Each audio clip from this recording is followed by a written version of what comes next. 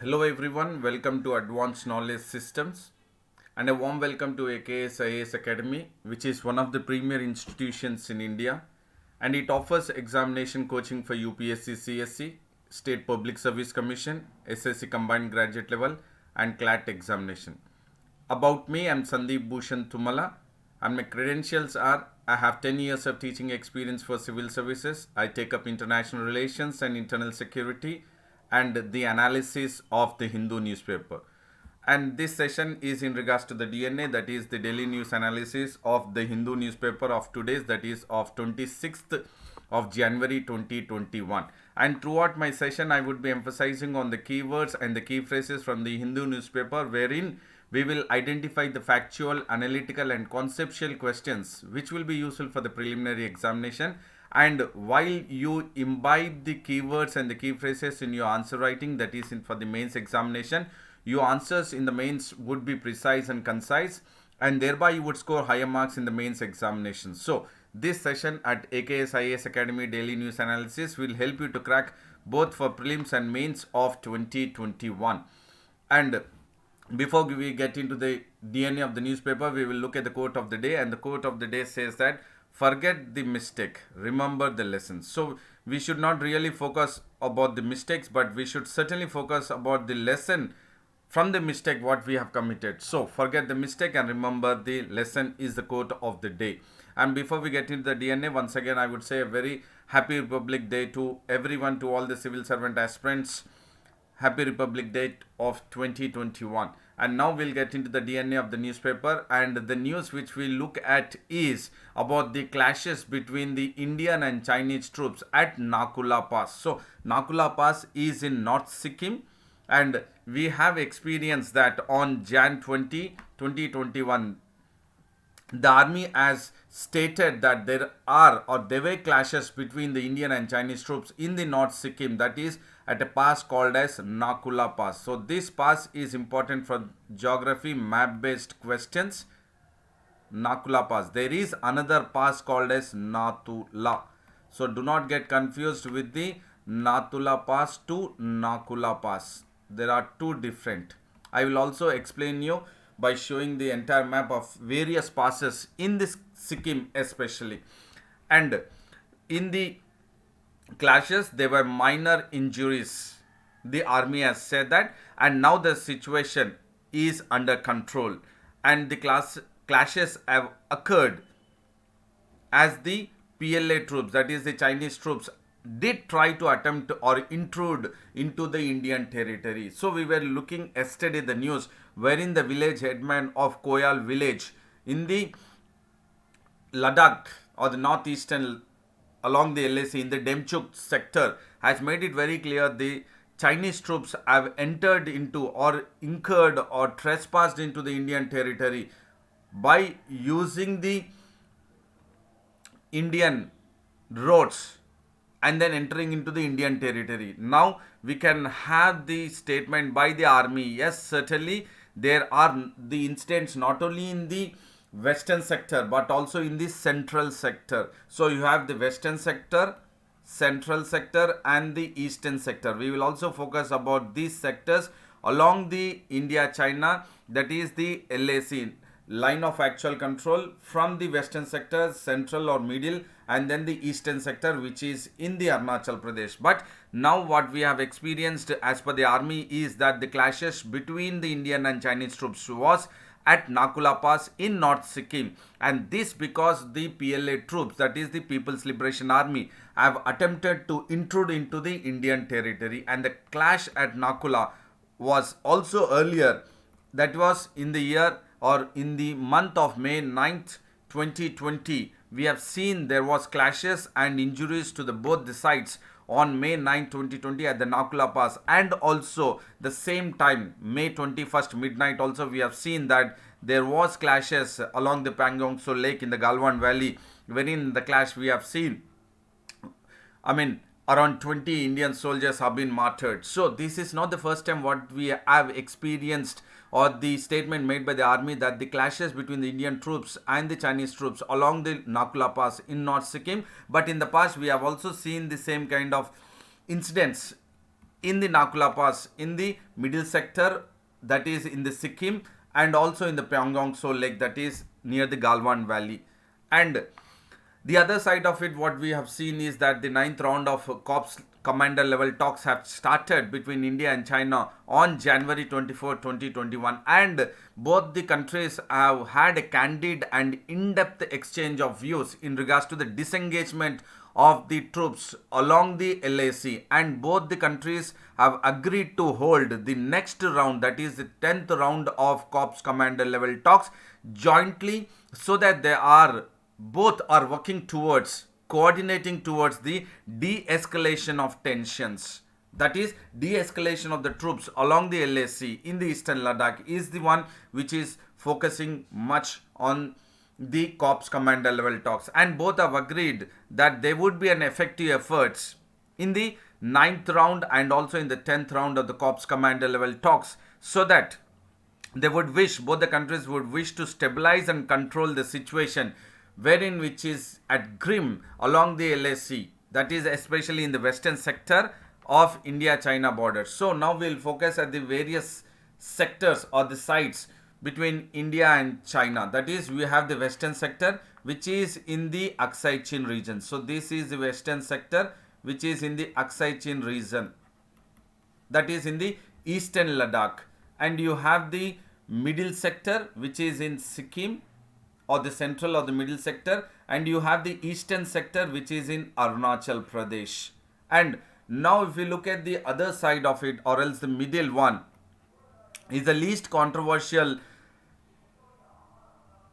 border between India and Tibet Autonomous Region or China, that is between Himachal Pradesh and Uttarakhand, which is the least controversial, which is of 625 kilometer boundary. But if you look at the western side, that is the Ladakh, and what we have now, the eastern Ladakh, is the one which is the one we have seen the face of the standoff between India and China along the LAC since April 2020. And this eastern or western side has 2150 kilometers, and if you look at the eastern side has around 1140 disputed boundary along the Arunachal Pradesh. And now the news what we have focused is that the Nakula Pass, at the Nakula Pass we have seen the clashes between the Indian troops and the Chinese troops. So this is the Sikkim area, or Sikkim, the Sikkim state, wherein you have the Nakula Pass here and then you have the Nathula Pass here, and I will focus it. And this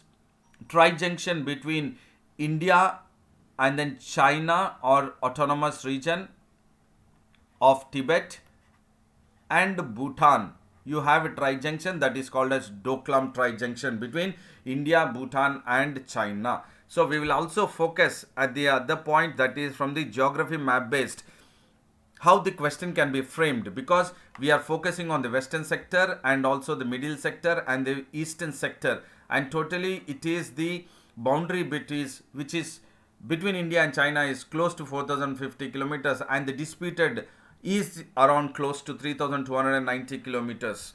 And now we will also look at the Nakula Pass. So here you have the Nakula Pass in the Sikkim state, and for the benefit of you all, that is for the civil servant aspirant, this now will be very emphatically I would be focusing on the geography map based geography in regards to the passes, especially in Sikkim or the passes from the Tibet Autonomous Region or from China into India. So you have the Nakula Pass here, wherein the clashes between the Indian troops and Chinese troops have taken place, and there were few skirmishes, and the report also said that there were few bruises also. So this is a Nakula Pass, and you have the other pass which I was talking that you should not get confused is the Nathula Pass. So you have the Nakula Pass and Nathula Pass. Along with these two passes, I would also focus on the other passes which could be a probable question from geography map based, that is prelims UPSC perspective. That is, you have the other pass, that is the Batangla Pass, which is also in the news almost, and then Jelipla Pass, and then Dongchul Pass, Law Pass. Here, this is the tri-junction between Sikkim, India, China, and Bhutan. So you have the other passes, that is the Gorala Pass, and then Phimkaro Pass, and then Tankarla Pass. So this Kongra Pass and then Chotin Lima Pass are also very very important for the prelims perspective. So you as a civil servant aspirants, you need to focus the passes even in the eastern or western sector and the middle sector and then the eastern sector. So this is crucial information wherein you need to focus on the passes between India and China, especially concentrating on the western sector, middle sector and the eastern sector, wherein you would be having a thorough understanding about the passes, which could be a probable question from UPSC perspective for the prelims in regards to the geography map base. So we are focused in regards to the skirmish or the face-off between the Indian troops and the Chinese troops as the current affairs, but we are also linking it with the geography map base. So please focus on the passes, which could be a probable question. Now we will move to the next question or the next analysis which we would be doing, which could be again a probable question for the prelims perspective. This could be a prelims perspective in regards to the awards. So we will be focusing on the awards, that is the Padma Vibhushan, Padma Bhushan and Padma Shri awards. So the government has come up with the awards ceremony, or it has gone ahead with taking up the names of the one who would be conferred the awards, that is Padma Vibhushan, Padma Bhushan and Padma Shri. So we have the posthumously the Padma Bhushan awards which have been conferred is posthumously. First we will look at the posthumously awards which have been conferred, that is the Padma Bhushan and Padma Vibhushan. So it is for the former Assam Chief Minister Tarun Gogai and former Union Minister Ram Vilas Paswan and former Gujarat Chief Minister Keshubhai Patel and Shia cleric Kalbe Sadiq and legendary singer SP Balasubramaniam. So these are the one who have received the or have been conferred the awards posthumously. So I am emphasizing on the word, that is posthumously. The one which among the following have been conferred the awards posthumously. So it is Tarun Gogai, Ram Vilas Paswan and then Keshubhai Patel, Kalbe Sadiq and SP Balasubramaniam. So these are the one which you need to focus. And even the Padma Shri awards were awarded to the 1971 Bangladesh war veteran, that is Sajat Ali Zahid, who was the Lieutenant Colonel, and Bangladeshi artist is also part of the Padma Shri award awarded to the Bangladeshi, that is Sanjita Khatun. And Punjab based company which is into biscuits making and bakery products have also been awarded, that is the person is Rajni Bector, has also been awarded the Padma Shri award.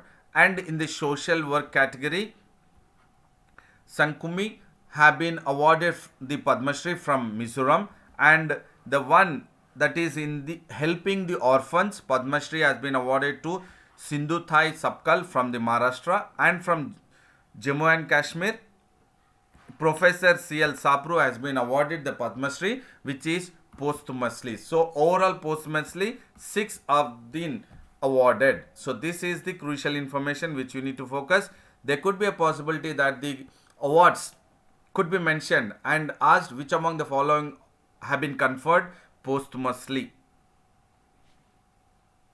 And now we will focus at the Padma Bhushan awards which have been awarded is SP Balasubramaniam and then Munnappa Hegde for medicine, and then Maulana Wahiduddin for spiritualism, Narendra Singh Kapani for science and engineering posthumously, Sudarshan Sahu for art, BB Lal for archaeology, and Shinzo Abe. Here what is very important is that the former Prime Minister of Japan Shinzo Abe has been awarded Padma Vibhushan for public affairs, and for Padma Bhushan 10 of them have been awarded, that is Chitra, Sumitra Mahajan, Nripendra Mishra, Keshubai Patel, Rajnikant Devdas Shroff, Tarun Gogai posthumously as we discussed, Chandrasekhar Kambara, Ramvilas Paswan, Tarlochan Singh and Kalbe Sadiq are the one. So we have 7 Padma Vibhushan and 10 Padma Bhushan award this year, and this is Padma Vibhushan and Padma Bhushan are the second and third highest. So the first one is Padma Shri, and this will be conferred by the President of India. This is the trivial information, but it is very important for the prelims point of view. So the awards will be conferred by the President of India, not by the Prime Minister of India, by the President of India at a ceremonial function which will be held at Rashtrapati, and this Rashtrapati Bhavan, which the ceremonial function will be held annually in the month of March or April. And these awards are announced on the occasion of Republic Day every year. This again is a crucial information for prelims examination. And the awards will be given or conferred to various personalities who are having a rich experience in various disciplines or fields of activities such as art, social work, public affairs, science and engineering, trade and industry, medicine, literature and education, sports and civil services. But this year we have seen not a single for the sports and the Bollywood. And the another news what we will be focusing is that the Supreme Court has dismissed the plea of the AP government, that is Andhra Pradesh state government, against the chief elect or else state election commission in regards to conducting the local body elections. So now we'll focus on the Supreme Court, which has the various implication which are part of this entire analysis is Supreme Court, and then AP government, and then state election commission.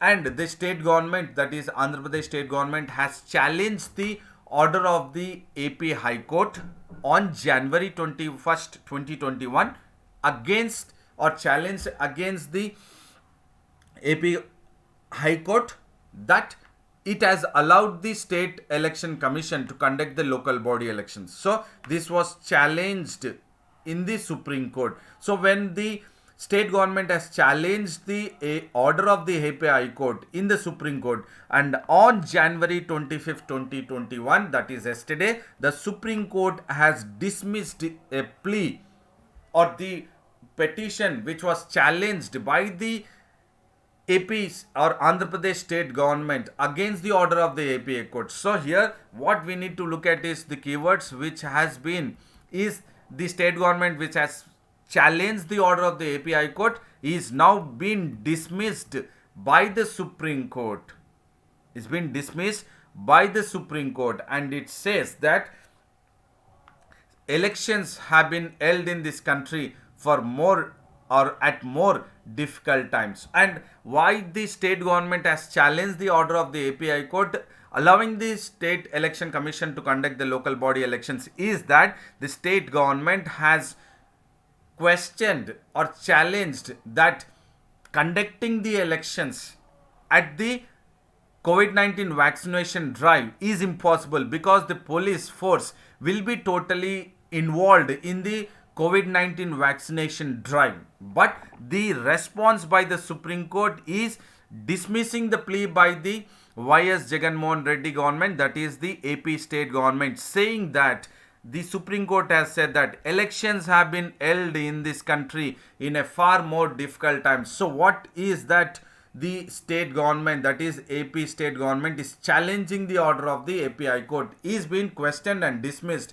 by the Supreme Court, and the court has said that the state government, that is the AP state government, is reluctant to conduct the elections, and while it is coming up with various words or the statements, and that statements are challenging the order of the High Court, the Supreme Court is saying that those words or the statements are suggesting a ego battle. This is a keyword. So the Supreme Court is saying that the statements made by the Andhra Pradesh state government to postpone the elections, local body elections, during the COVID-19 vaccination drive is suggesting that there is a ego battle between the AP government and the state election commissioner N. Ramesh Kumar. So look at it, what the word or the keyword used by the Supreme Court. It says that there is a ego battle between the AP state government and the state election commissioner N. Ramesh Kumar.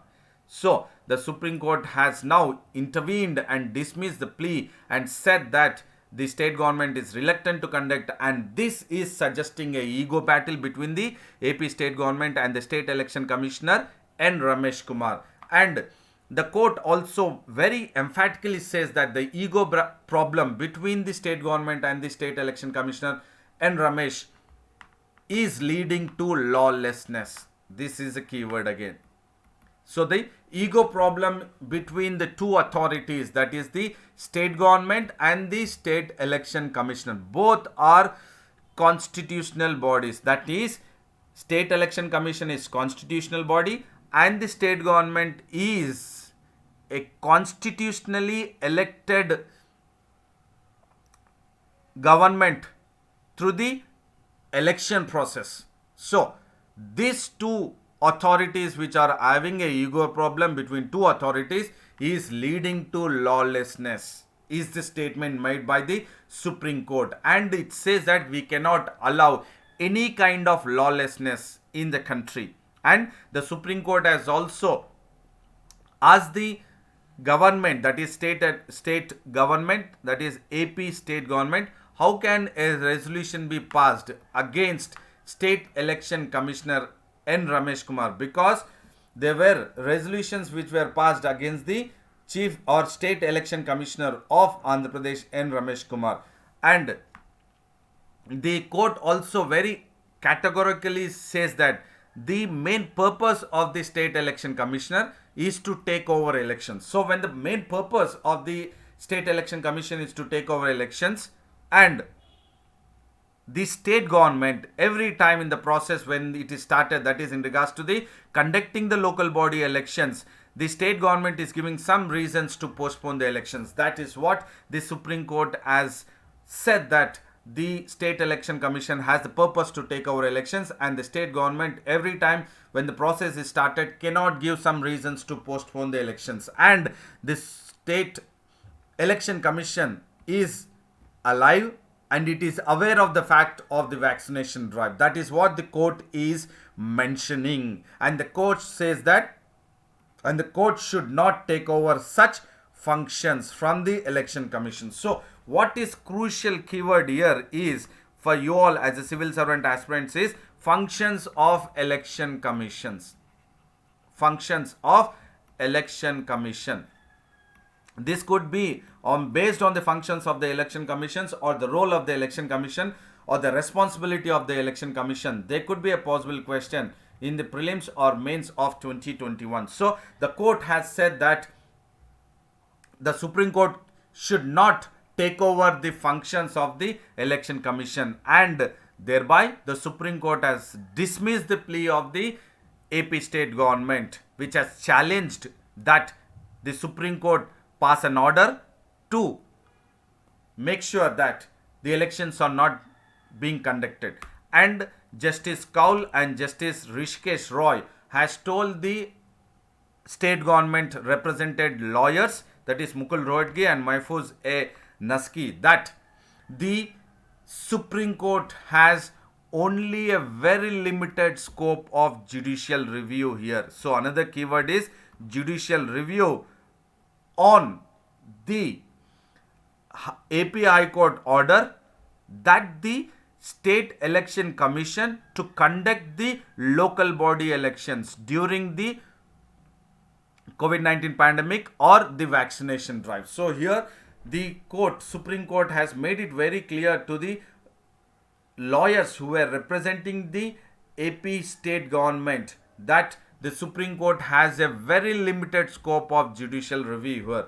So we have seen a various keywords here, that is judicial review, functions of the election commissioner, and the purpose of the state election commission, and the ego problems leading to lawlessness. And in turn, now the state election commission has rescheduled the first phase of Gram Panchayat elections, or the local body elections, which has the process as initiated on January 23rd, but has been vitiated. What do you mean by vitiated? That is, which has been destroyed or impaired the legal validity. So here the legal validity was the order of the AP High Court that the State Election Commission to conduct the local body elections. Thereby, the State Election Commission has rescheduled the first phase of the local body, that is Gram Panchayat elections in the Andhra Pradesh. And earlier, the originally first phase was scheduled on February 5th, but now it is rescheduled or postponed to February 21, and the nomination for the first phase would be from February 10 to February 12th, and their other two phases are intact as per the earlier schedule, 9th, 13th and 17th of February. So here the point is the Supreme Court, the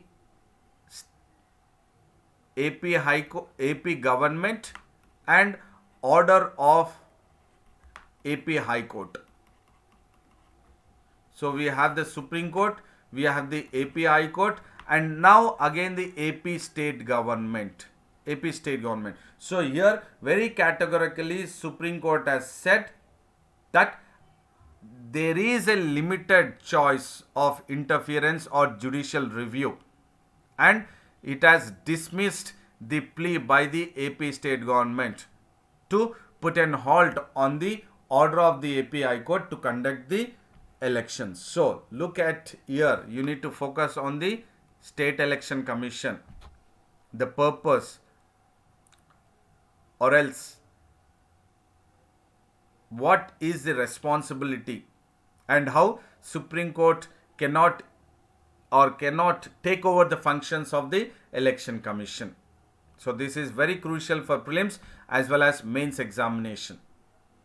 And there is another news which talks about the report which has been brought up by the Oxfam. Oxfam is a non-profit organization, and it has come up with a report called as Inequality Virus Reports.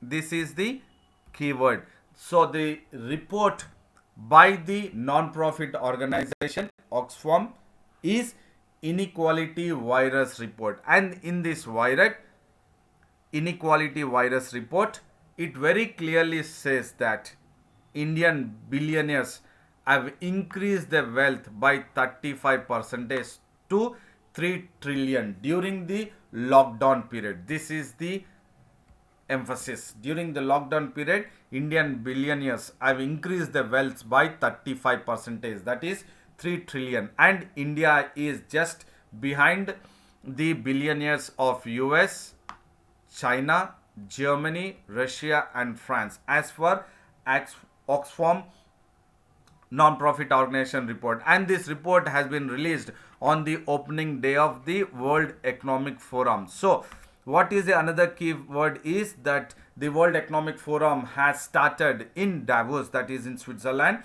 and the report very clearly says that there is rise in fortunes of the top 100 billionaires, and the top 100 billionaires, the amount, the wealth they accumulated is enough to give everyone, that is 138 million poorest Indians, a check of 94,045 rupees to each and every poorest Indian, that is of 138 million. So this is as per the report of Oxfam, which was released on the opening day of the World Economic Forum in Davos, that is in Switzerland.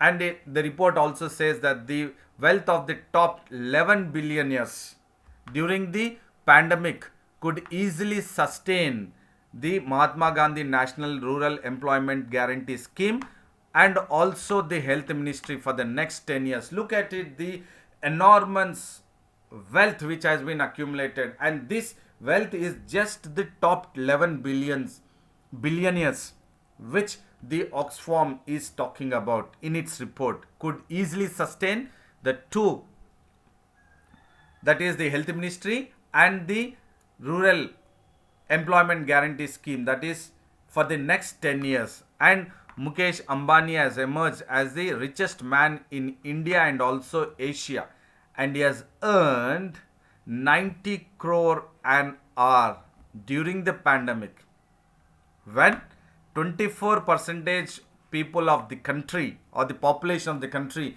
were earning only rupees 3000 a month during the lockdown. Look at it, the gap, that is the richest man in Asia and also India, that is Mukesh Ambani, has earned 90 crore an hour during the pandemic, but 24% of the people in the country have earned only 3000 a month during the pandemic or during the lockdown.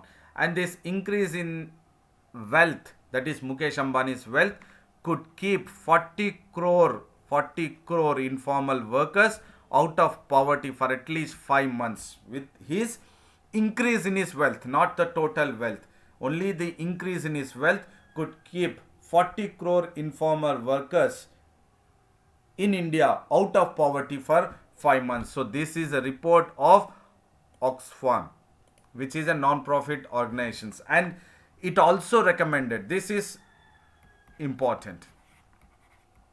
So Oxfam has recommended reintroducing of wealth tax and affecting one-time COVID-19 cess of 4%. Look at it, this is crucial information. So the recommendations made by Oxfam is to reintroduce the wealth tax and one-time COVID-19 cess of 4% on taxable income who are having income over 10 lakhs. And why it has recommended? It has recommended because it will help the economy, Indian economy, to recover from the lockdown. So the recommendations provided by the Oxfam in its report to help recover Indian economy from the lockdown is to reintroduce the wealth tax and one-time COVID-19 cess of 4%. So this is crucial for economy point of view, that the Indian economy can recover, and that is the recommendation by the Oxfam. And according to its estimate, the wealth tax on nation's 954 richest families, that is,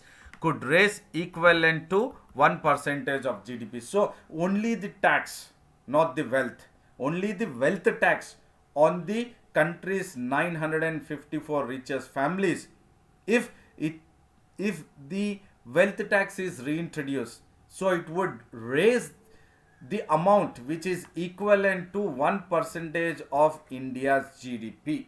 So this is the information which you need to focus for economy, the recommendations, and the wealth tax. Once it is implemented, it could raise equivalent to 1% of GDP.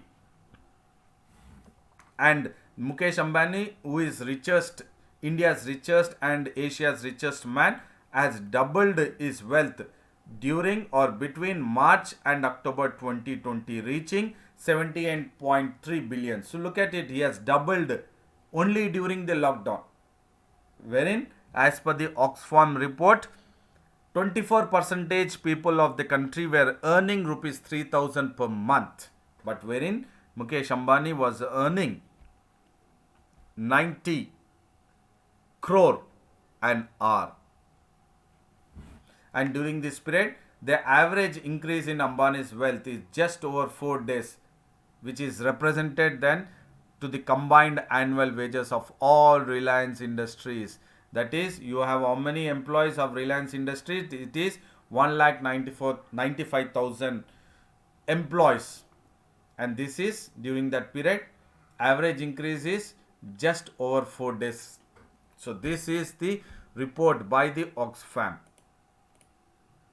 And there is another news which is again from the World Economic Forum at Davos. But here now we will look at what the Chinese President Xi Jinping has come up in his speech. In his speech, he has warned the global leaders at the World Economic Forum against any kind of new Cold War which would start.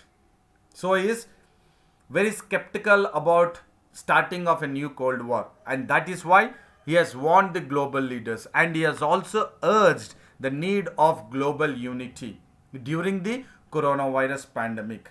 And the virtual event which has taken place, that is the World Economic Forum at Davos in 2021, the event is called as, or it is titled as, a crucial year to rebuild trust. So this is again prelims perspective from UPSC, wherein there could be a possible that the virtual format, that is World Economic Forum event, is headlined as which among the following. So it is a crucial year to rebuild trust, and for that the Xi Jinping Chinese president is urging global unity and warning the global leaders against starting any new Cold War. And he has emphasized that coming up with small groups or factions or starting a Cold War, or to reject, threaten or intimidate others or any other global leaders or countries will only push the world into divisions. That means he is saying that if any of the countries or any global leaders are on the verge of building a small groups of faction or starting a Cold War, or to reject or threaten or intimidate few of the countries of the globe, will result only in pushing the world into division. That means scattering of the countries, and this confrontation will only lead to a dead end. That means which will not be any progressive but only destructive. That is the statement made by Chinese President Xi Jinping at the virtual format, that is World Economic Forum at Davos.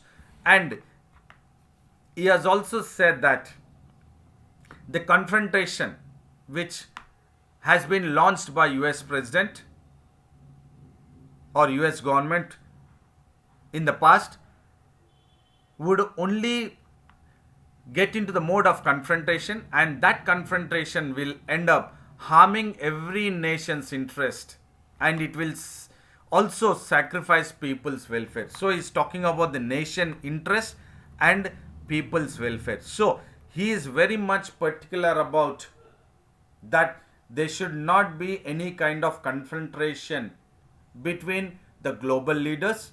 If at all it does, then it will end up harming every nation's interest and people's welfare also. That means it would sacrifice people's welfare. And the Chinese or the China, which emits quarter of the world's greenhouse gases, in the World Economic Forum summit, the Chinese leaders have reaffirmed that China or the Beijing would slash the carbon emissions by 65% by the year 2030, and it would attain carbon neutrality by the year 2060. So the China, which is a world's greenhouse gases, a quarter of it is emitted by China, and it reaffirms to slash carbon emissions by 65% by 2030 and carbon neutrality by 2060. And the another news is, which would be important for prelims, is the Davos or the World Economic Forum will move in the month of May to Singapore from Switzerland, which was World Economic Forum was launched in the year 1971, and the World Economic Forum was the brainchild of German professor Klaus Schwab. So this is the crucial information for prelims, especially in regards to the World Economic Forum for prelims 2021. So it was launched in the year 1971, and that is the World Economic Forum is a brainchild of German professor Klaus Schwab, and now it will move to Singapore. So we have looked at from World Economic Forum, that is World Economy, which the Chinese President Xi Jinping has warned the global leaders and urged global unity to avoid any kind of confrontation which would harm every nation's interest and which would also harm sacrificing the people's welfare. So this is for the international relations, as part of the international relations, which is the global or else World Economic Forum, the summits. As per the summits, you can take this into consideration. And now we will focus at the recapitulating of DNA, which we have looked at this from geography map based. From prelims perspective, we have focused that how important are the passes, especially we have focused in Sikkim. Likewise, you need to also focus at the passes in the eastern Ladakh and also in Arunachal Pradesh, which would be crucial information from India-China border.